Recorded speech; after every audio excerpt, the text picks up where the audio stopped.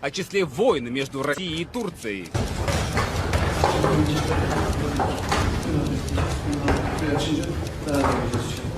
В этом зале любая иностранная делегация всегда ненадолго задерживается, ожидая сигнала, что российский президент готов к встрече.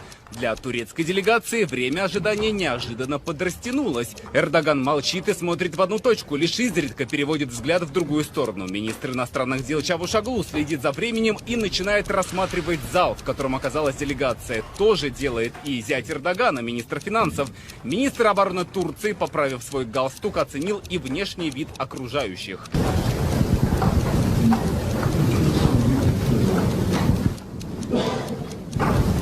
И вот Эрдоган делает шаг вперед, аккуратно и незаметно за ним делают шаг и остальные.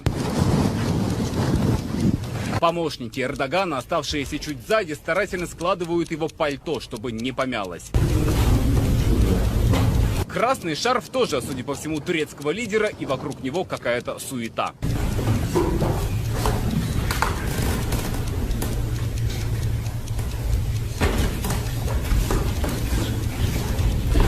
В Кремль внушительная турецкая делегация приехала с большим чемоданом, который ставит на стол рядом важные документы.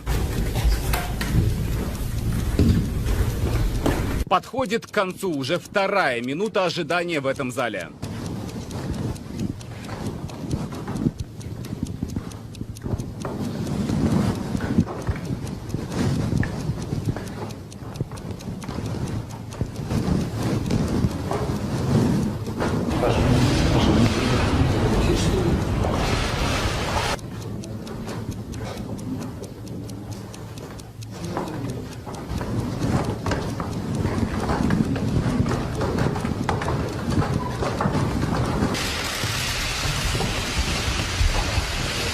В кабинет, где стартуют переговоры, входит и посол России в Турции.